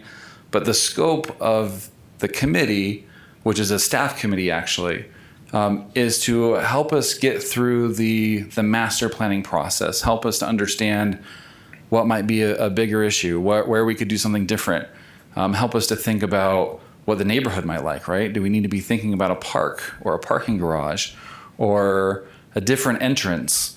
But they're helping us through that process. And then we're bringing those ideas and we're coming to the public and we're getting more input there. And then we're going back and we're having conversations with the committee and moving through the design process. There's a lot of other issues surrounding I heard comments about the lease and the area around the rodeo, and that really hasn't been the intention. We want to stay focused on design, and then those other things will come. We're going to need to have conversations about some of those things down the road, but it's kind of a one bite of the elephant at a time approach. Yeah, I agree with Councilman Grady. I think having a clarified mission statement for the community steering committee so that they know they will be continuing to be involved in the process as it evolves would be important. That way, members of staff who may understand something differently can be reminded of what the mission and scope of that community steering committee is so they can maintain their involvement and not be maybe suggested that their comments are off base or something like that. I think that would help out a lot. Councilwoman Furworth? Yeah, I wanted to respond to a couple of the public comments. First off, I totally agree. Whether you call it a mission or in corporate America, we would charter a steering committee. We'd be crystal clear on what success, what the roles are. And so it sounds from me, at least from the neighborhood participants, that they're not clear and there shouldn't be any question. That should be documented. Kind of like we have for all of our public boards and commissions. They have a charter with what their scope is. So I think that's probably needed if we don't have one, something to that extent. I heard a lot of people talking about vision and I see that in the timeline. I see that you're working on that in the months of November and into December. We had a scope. So to answer Howard, I never thought we were moving this rodeo. That was not what we were talking about chartering. It was how to maximize the space. That's the red-lined map in our package. It was the Rodeo Fairgrounds. That's the scope. I do agree that the kinds of things like, the amount of water being needed, that we do have to look at all the other implications on the roads and the neighborhoods and those kind of things, because that's part of getting people to this facility. So I think those kind of things. But if people are questioning we shouldn't, then we don't have a clear charter. And I think that's probably what we need to get done ASAP. And then to answer Tony's question about scope, we had a scope. The RFP had a scope. Then $15.3 million fell from the sky. So that was part of the reason of raising the question today, is because we're all being a little dynamic with what do we do now? These are great problems to have. Other communities don't get $15.3 million falling from the sky. So I do think you all taking a look at your timeline that is presented to us here and trying to figure out how throughout the first few months of that, and leading up to the October 14th meeting, I would hope the steering committee would have had a discussion about this. What do you all well, I think you should. We need another meeting then before it comes to us. What do you all think as a steering committee between the rodeo and the neighborhood? What's the best use of the $15.3 million that won't be throwaway? So I don't like having committees that members come up here and express that they don't know what's going on, because that means we haven't spent enough time getting crystal clear. And so that's my challenge to city staff, is how do we get that clear ASAP? I don't want to hold up a contract. Honestly, I don't today, because that helps us get them going so that we can meet this timeline, which is already taking us to June, which is incredibly long for people that want to fix a rodeo before the next rodeo happens in July. So I want to approve the contract, and I want more clarity for the steering committee, that they're bought in and they feel absolutely included in every step of the way of this process. That's my thoughts. Mayor Pro Tem Cantelmi. Thank you. The thing that kind of bothers me right off the bat is, are we being responsive or are we being responsible with that 15.3? To say that we can go in right now with no idea what we're doing and put in infrastructure, construction doesn't work that way. We can replace what's currently there, but if we get a master plan from a highly rated engineering firm or planning firm, and it's completely different, we have just basically wasted that money. So I'm not in favor of feeling that way. I feel like we need to get a hold of Mark Fincham, and we need to sit him down and explain to him, this is our goal. We are crafting a new master plan. We don't quite know where the buildings are, where the bathrooms are going to be, what the size is going to be. All of that infrastructure has to be sized correctly in order for it to work. Somebody's got to sit down. Have we done that? I'm not even sure if we have done that. Have we done that, Mr. Kimball? He's aware of our master planning efforts. But has anybody just actually asked him to hold off and not pressure us to spend money before? This is putting the cart before the horse in my mind, because it just doesn't work that way if it's infrastructure specific. Yeah, we've advised him of our efforts and what we're trying to do, and he's still encouraged us to move forward as quickly as possible. The other part of that is I feel like we have an identity crisis going on here, because I spent a lot of time talking to you, Dallin, and several other people. Are we going to be crafting this? Is it a rodeo grounds or is it a multi-use facility? Because what I'm hearing from the neighborhoods, what I've heard bantered about in some of the meetings, is we want a park, we want an area for the extension, we want a new parking garage, we want. So in my mind, this is a multi-use facility that just so happens to house the rodeo. So when we have this company that seems to be rodeo specific, can they also do a multi-use facility? I guess I'm going to have to ask you that, Mike. Are they going to be, and can they be aware of what we would ultimately like to end up with? This is city-owned property, and a multi-use facility would be the best use, in my mind, of that 17 buildable acres, according to the last 2 designs we paid for over the years. And here we are again. I believe this is the 4th time. I would like to encourage, I think we need a business plan. I think we need to take that property and come up with a business plan. How do we make that property be not only economically viable for the taxpayer, but suit what the other facility parts will be, and also take care of the rodeo. So I'm not sure we're even clear on that. I feel like we're having an identity crisis, as I said before. So I think we need to figure that out. And have we talked about a feasibility study? I think that anytime you enter into anything, and at the end of the day, this is going to be $50 or $60 million in the estimation of the former board member of the rodeo. So if we take that money and we add it to what we want to do in addition to the rodeo facility, we're looking at $80 to $90 million. Maybe we need to sit down and talk about a feasibility study if you're looking at it overall. I feel like we're being rushed. We're rushing into this so we can spend that money to make a few people happy. I'm just not sure that's the best thing to do at this point. Just my opinion. Councilman Grady. Yes, a couple of questions. So one's a technical one. So is our project schedule for this project, is it the GH2 architect project schedule? Yes, sir. So you've agreed to that? Yes, sir. Representing us, okay. Then, thank you. Then I think my larger question goes back to, as the councilwoman just mentioned, the feasibility study. So my first question would be, so they proposed and we chose not to proceed. Why? They did not propose a feasibility study. They proposed an economic impact study of the property.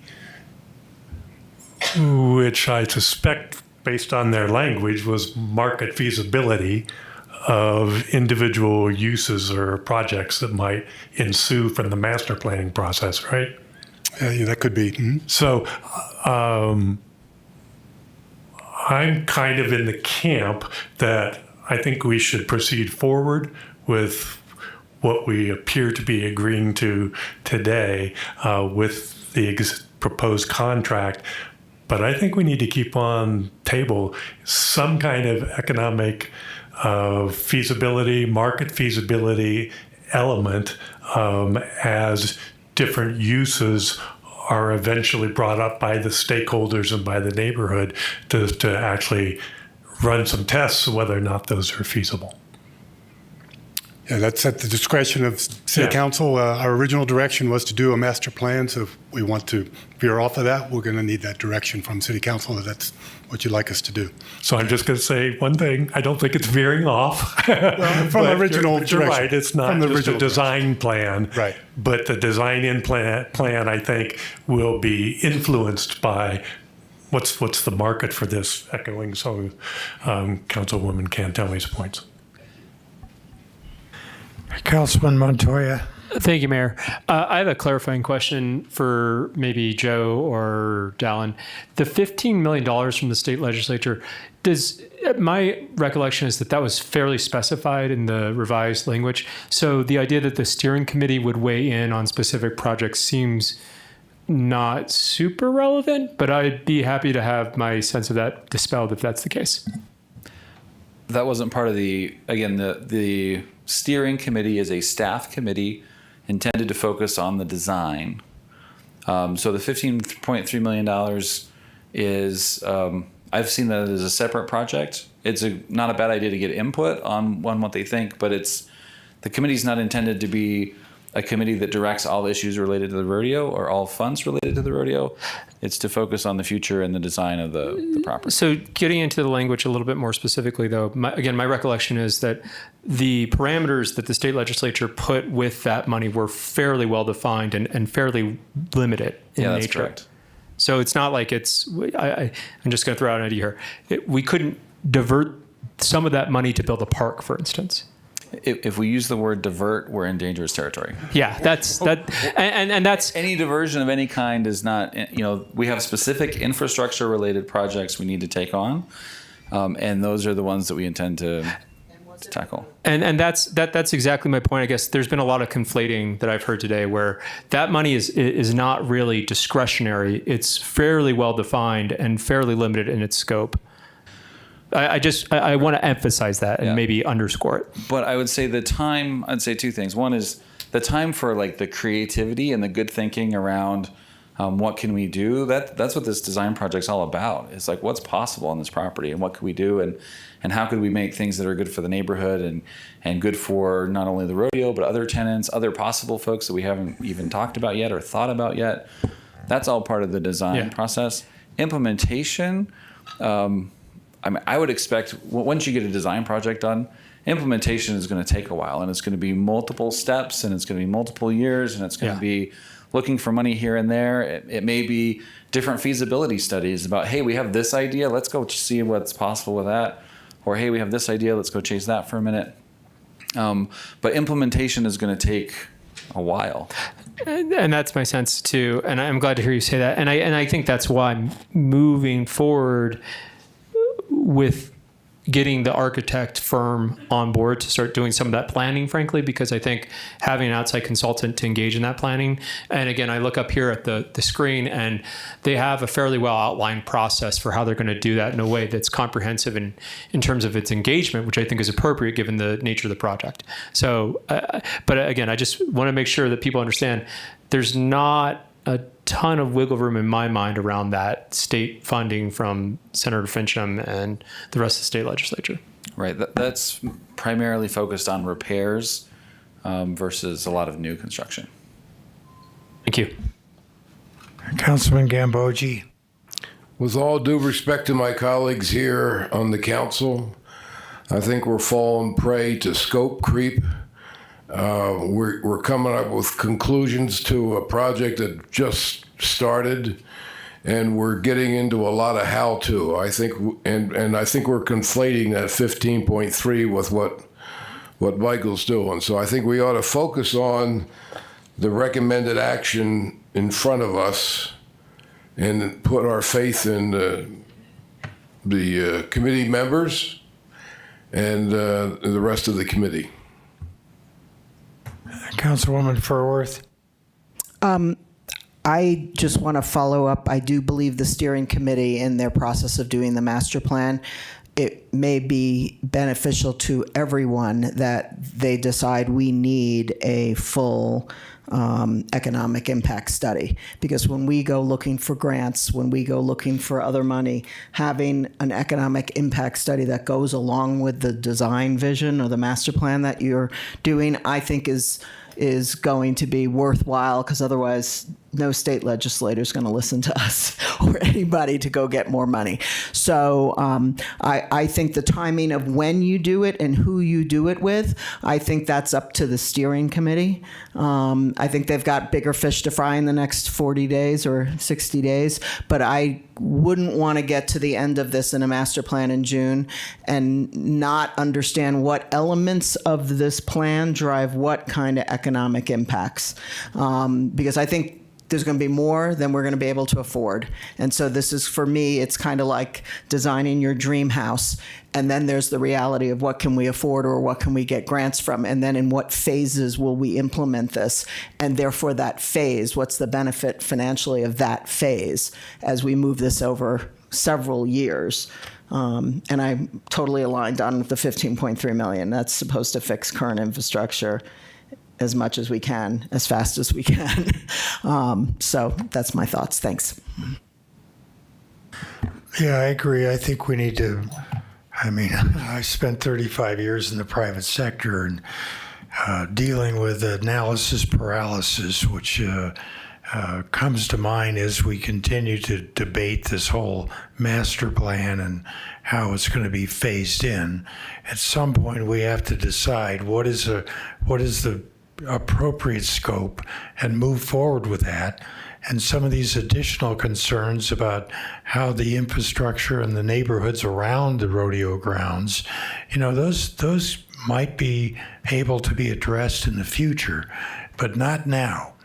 Let's get the rodeo grounds and the other uses of this facility moving forward, upgraded, and made safe and accessible.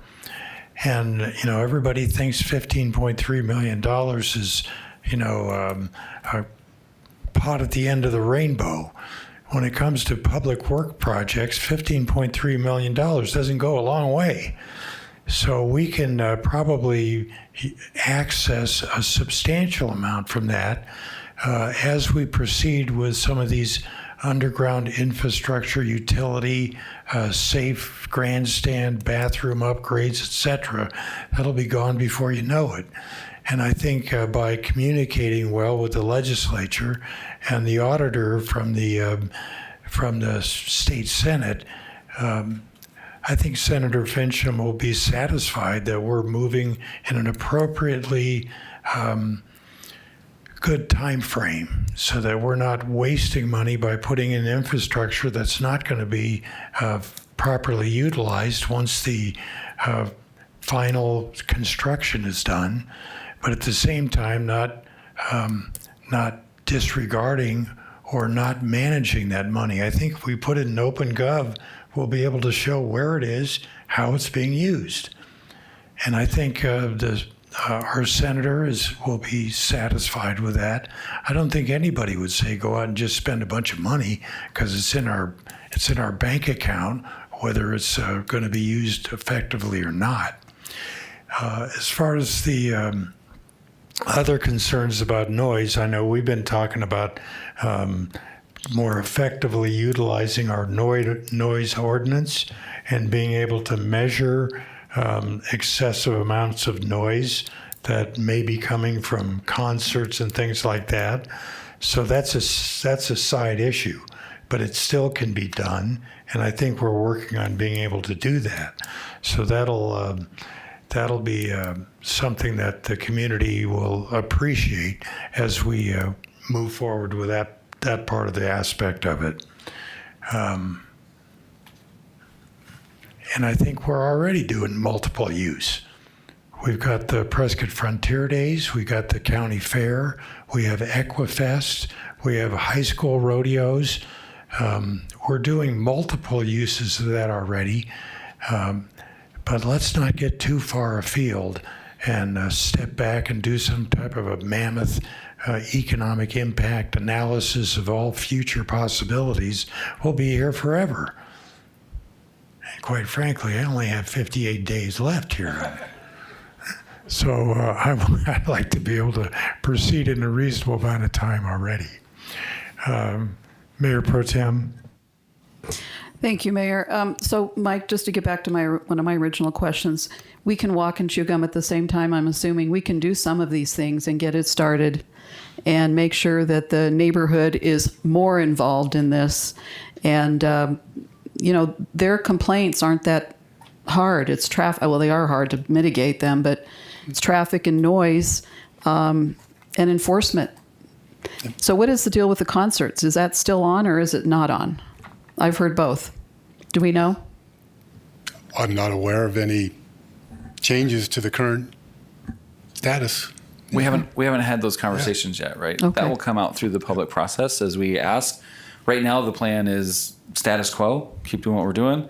As we talk with the public and we have these stakeholder meetings and meetings with council, there's opportunities to say, yeah, we want to do more or we don't want to do more or those kinds of things.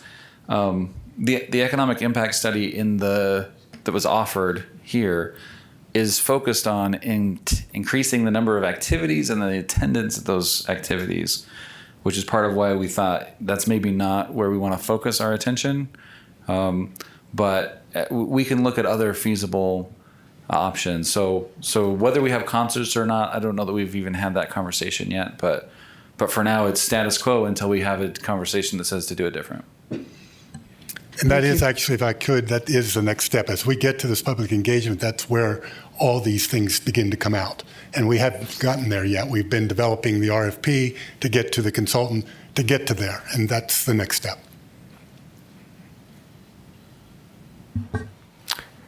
Very well. Then I'll entertain a motion on this item. Mr. Mayor, I believe that Michael has recorded all the concerns and issues we have, and with that in mind, I move to approve City Contract 2026-060. Second. We have a motion and a second. Please vote.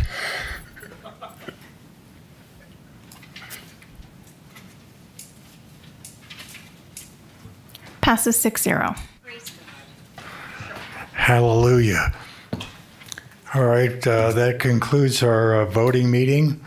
And I'll conclude this meeting with a quote from one of the great presidents that we've always had, Ronald Reagan.